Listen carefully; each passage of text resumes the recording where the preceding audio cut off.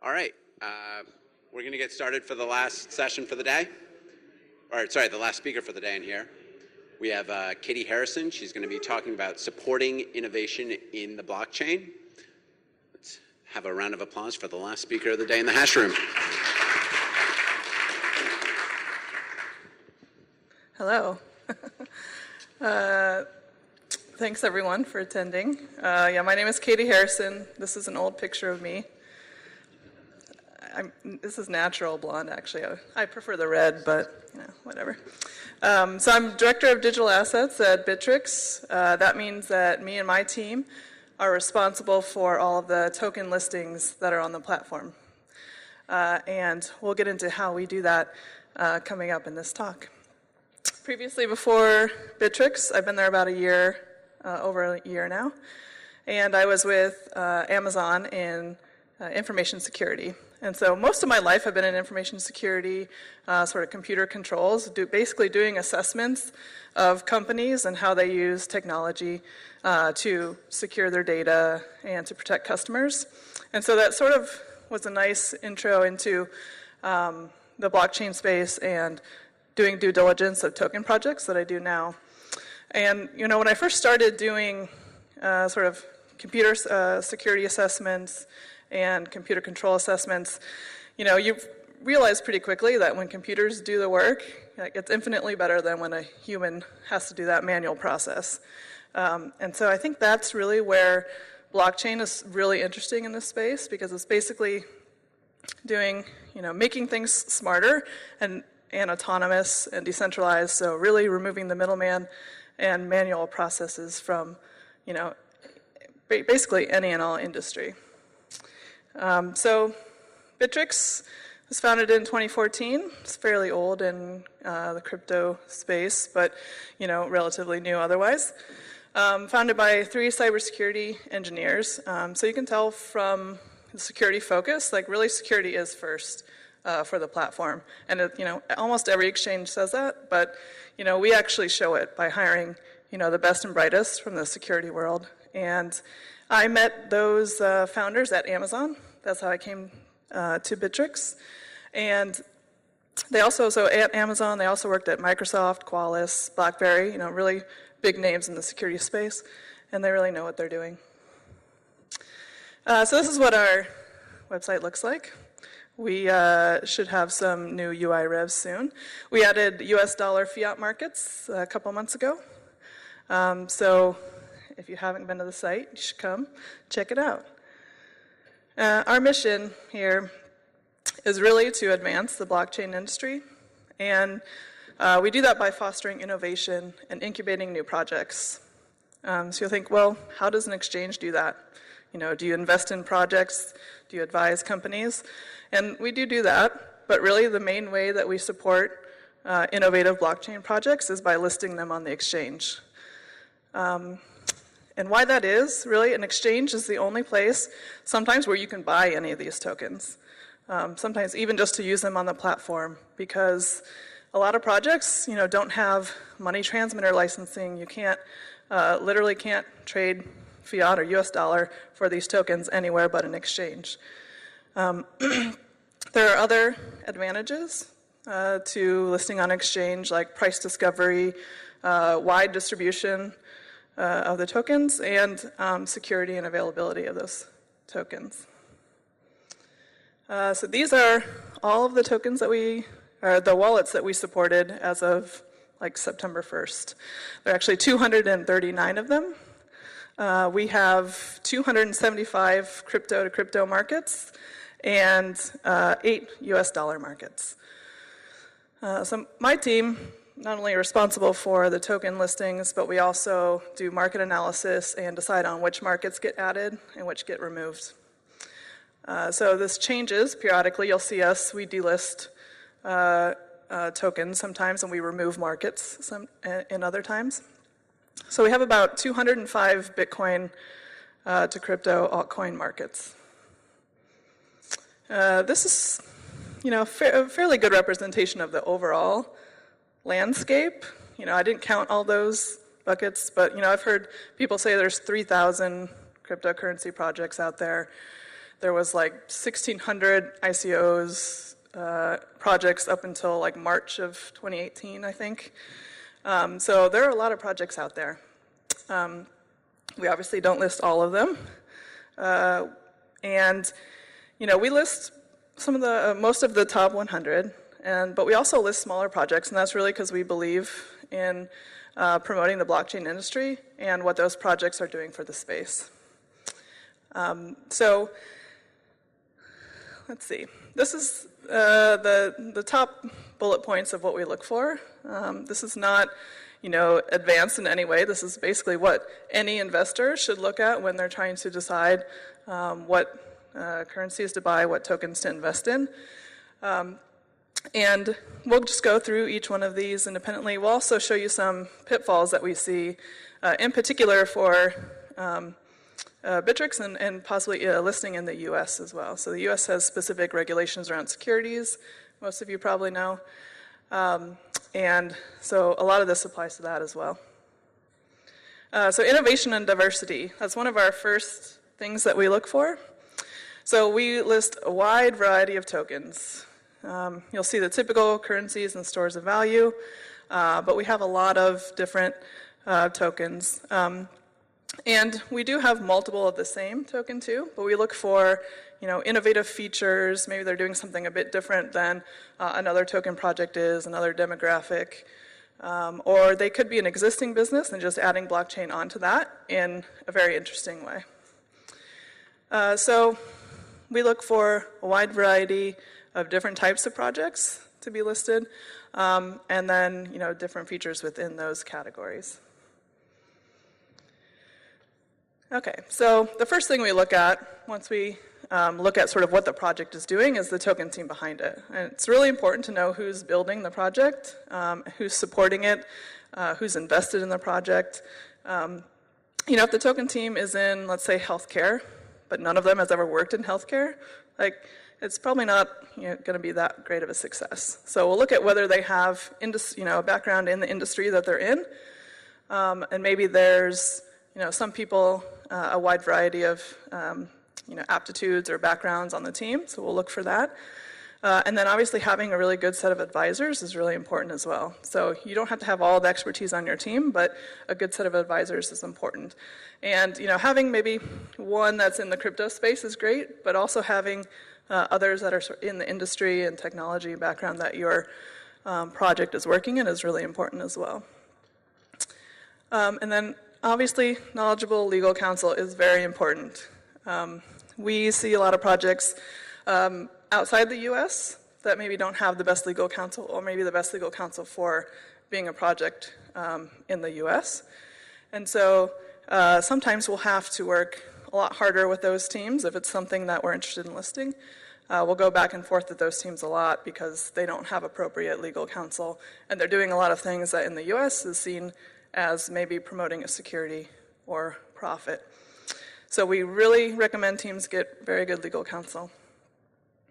And consistent communication is really important as well. So, we'll see it as, you'll probably want to talk to us the most to try and get listed, right? So if we have problems communicating with you now, we're probably going to have problems communicating with you when there's a problem with your blockchain or security issues with your wallet. So, if it's really hard to get a hold of you at sometimes, that's really going to be a problem for us. So we see that as a good test and indicator.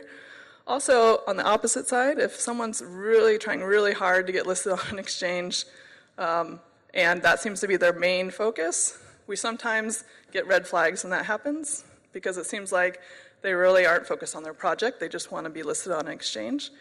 And so that brings up red flags to us. This is also something that we look for. So on, public-facing media, on a website, do you actually tell people who you are? That's really not a good sign if you can't be open about who you are and running your project. That means that you either have something to hide, or your project does. And that's just a bright red warning flag to us that this project is probably not a legitimate project. And basically, all we're doing through all of this is this project going to be around in a year? And is this going to be good for our customers long term? Okay. The next thing we look for is development. So, we'll look at GitHub links. We ask for that. Is there actual code in your GitHub? Sometimes there isn't. It's amazing. And we'll look for if there are actual contributions happening. So, we require actual utility to be listed in the US. And so you should obviously have code there, and you should be regularly contributing to that code. Like, we know that a platform isn't done the moment their token is launched, right? But you should have continuous and regular updates to that code. We'll also look for code reviews and audits. So if you have a good project, get it code reviewed and get it audited, and submit your report to us. That really shows that you care about the quality of your project, and that, everyone has mistakes, right? That those mistakes are found before they have such a wide audience and target on their back by listing on an exchange. We look for, a roadmap on the website. Do you have one that makes sense? Have you actually developed features and hit your milestones in that roadmap? If you're, had this big long roadmap and haven't completed anything, or maybe completed one thing, that gives us a bit pause and something that we will reevaluate. We might wait until you've hit more milestones and reevaluate at that time. And obviously, actual utility is required for listing in the United States. So this is an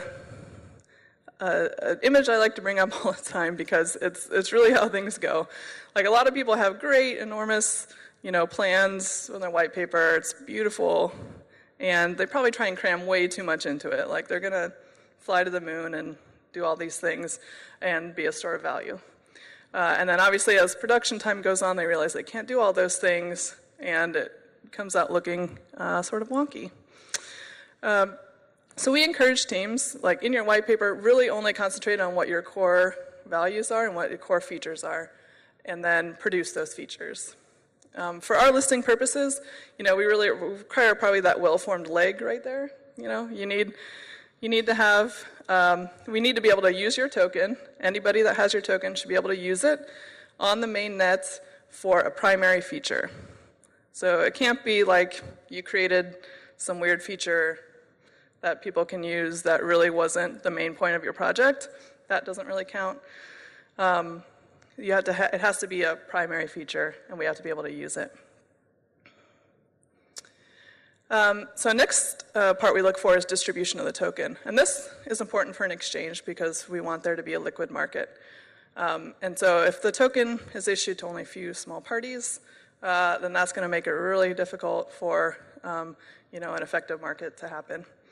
And so we really like projects that are wide open, that aren't restrictive in any way, that anyone can participate if they can buy a token, and mining and staking are open as well. Community is sort of the last piece we look for.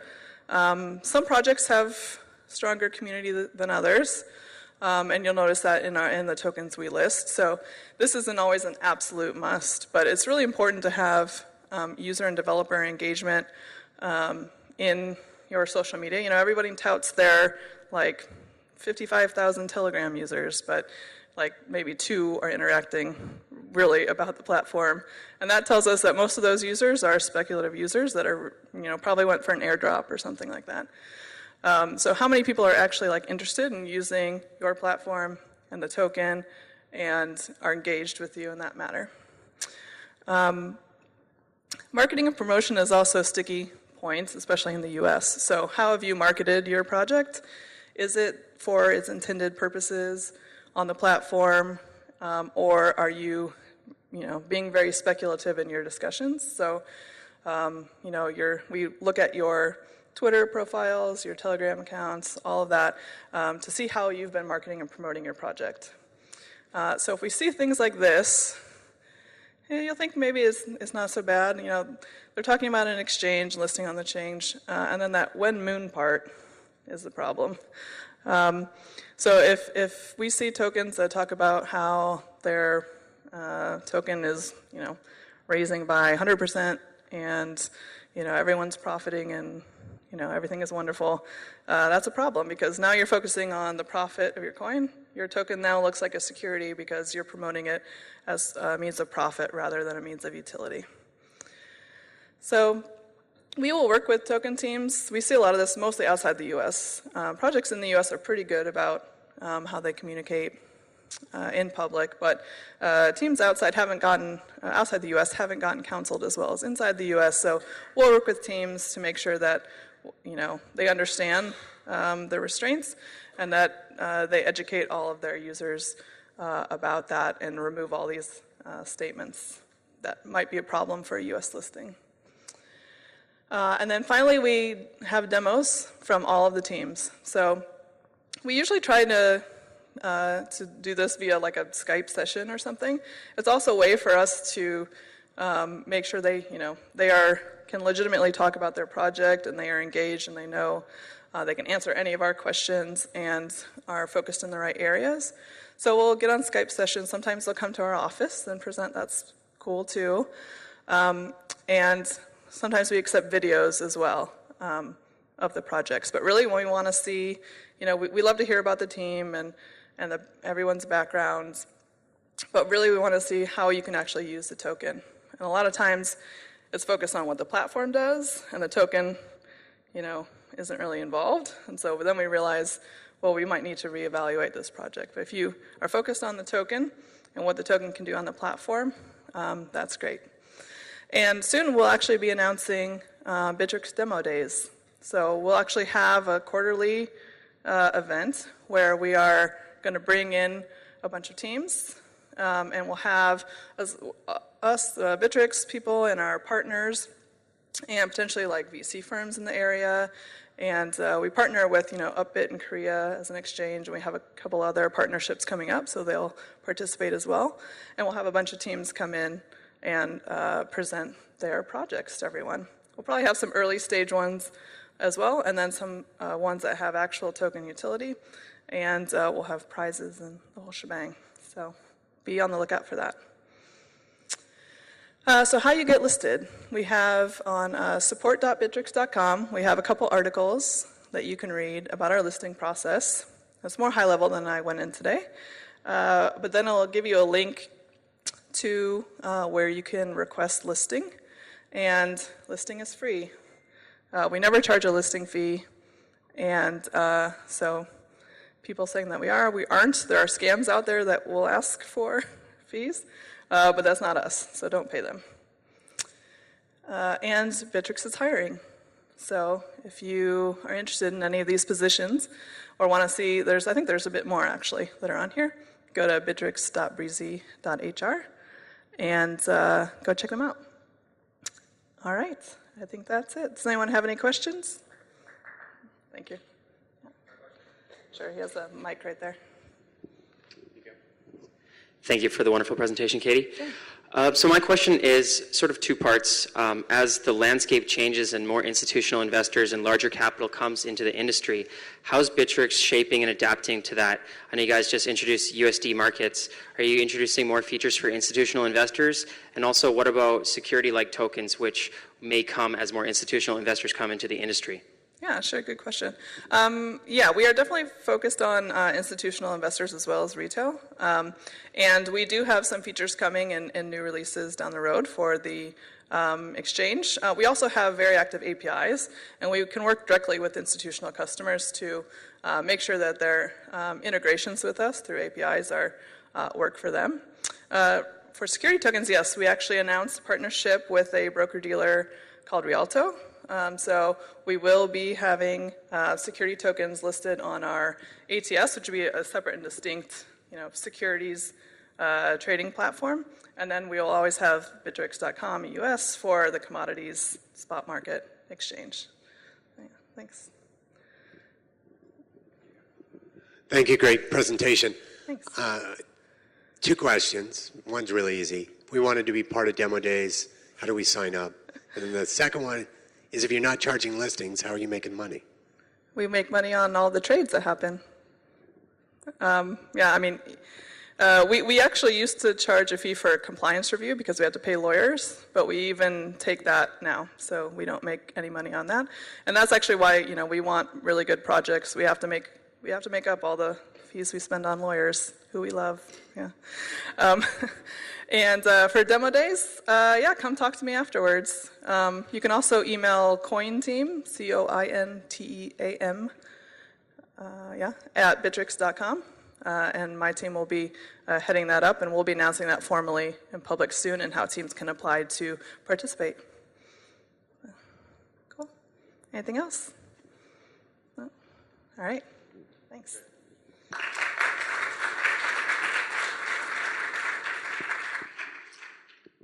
Thank you, Katey. We're going to take about an hour break for our afternoon break, and then we're going to start up with a panel in this room, I guess in about an hour. All right. Have a good time.